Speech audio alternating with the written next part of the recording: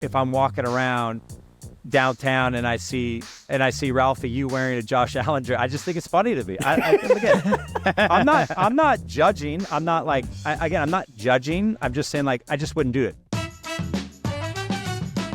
Gary Ferrara, Matt Leinart. Wow, how about this for a duo? The podcast Throwbacks. First of all, gentlemen, congratulations on getting to #1 on Apple Podcasts. I see the show's doing numbers on YouTube as well. How did you guys become such fast friends? Matt, you want me to lead off? Okay. Go ahead, buddy.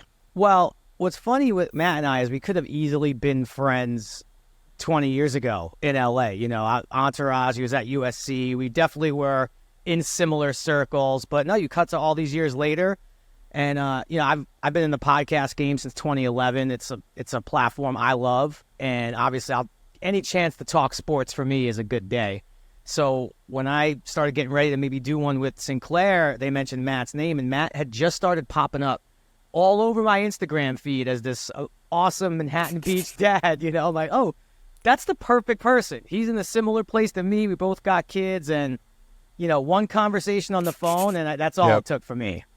Yeah, I mean, it was kind of, as Jerry said, I'm new to the podcast space, so this is kind of my first go at this. I've done a bunch of podcasts, but I was finally at a time where I was like, you know what, I want to get into this space, but I want to do it with the right person, the right feeling. Honestly, I didn't even know who that was or what that looked like. I didn't know if it was sports, entertainment, or pop culture, or just going college football, whatever it was. And because of the guys at Sinclair, I mean, they've been awesome.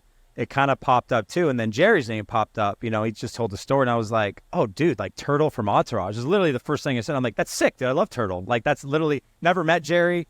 And then again, kind of like Jerry, I actually, we totally just went on each other's IGs and just surfed, went down the rabbit hole.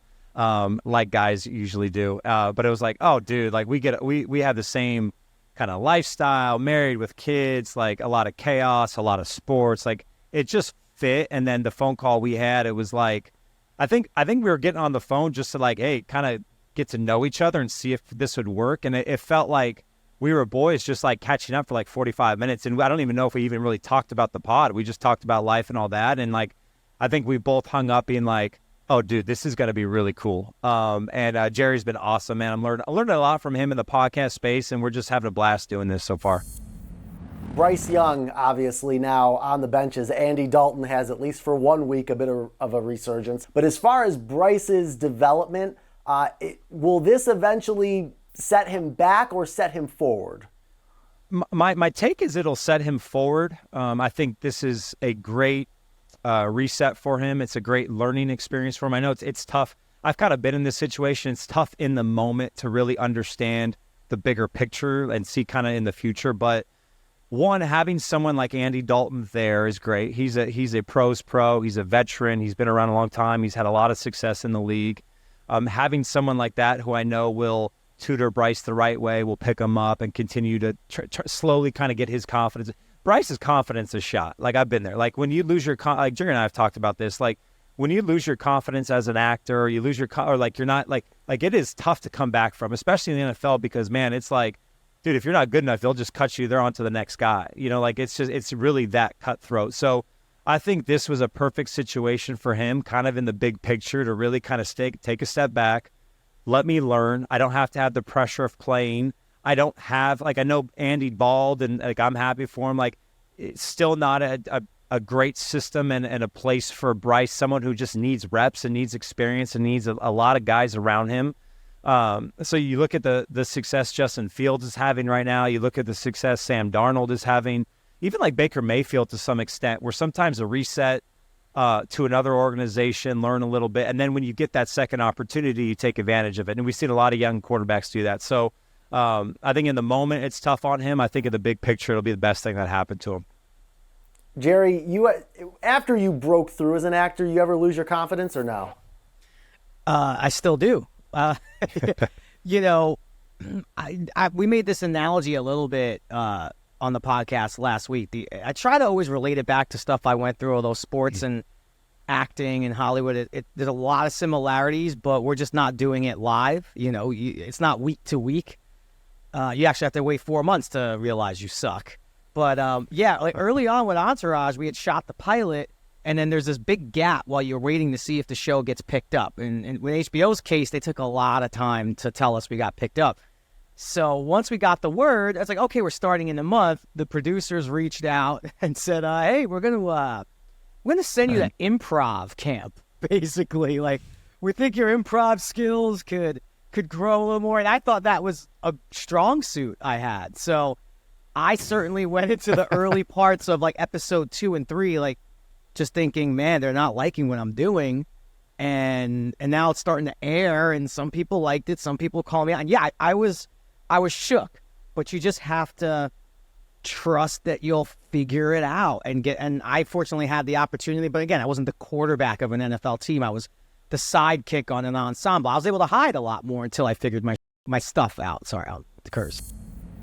Jerry, you had brought up on the podcast the photo circulating of Jalen Brunson in an Eagles jersey, and then Matt made the remark that he didn't understand adults who wear jerseys.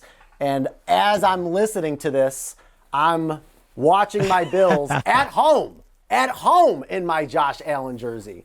So, Mr. Leinart, here's my question to you. If NIL was a thing when you were at USC and they were selling official, in the bookstore, Matt Leinart USC jerseys, would you still feel that same way? So, okay. All right, I'm glad you brought this up because I got crushed for this. Okay, crushed. So I'm not going to backtrack. I understand a lot of the points that people made. Fans, I get it. They were like, well, they wore your fans, your game, like your jersey, their games. I understand. My perspective, and this is how I've always been. There's two things. I just talked about this. I have never been the guy, whether I was 18 or I'm 41, to run up to somebody, if I see somebody famous, a celebrity, an athlete, to ask to take a photo, to ask to get an autograph. Now, I would do that for my kids, for sure. If it's like, like Jerry was at Derek Jeter's event, like if I have my 14-year-old, like, hey, you want to meet Jeter? Okay, great. Like, that's a little different. Me personally, up tomorrow, if I ran into Michael Jordan, I probably wouldn't go up to him. I wouldn't fan him, is what we used to call it. And the second thing, I would never wear, because I probably have before, I just would never wear another jersey to a sporting event. That's just me and my perspective for whatever reason. I have a Kobe jersey I wear around the house. It's like my tank top. I wear it to bed. I would never wear a Shohei Ohtani jersey to a Dodger game, even though I'm a Shohei fan and I'm a Dodger through and through. I got a Dodger t-shirt I'll rock during a game.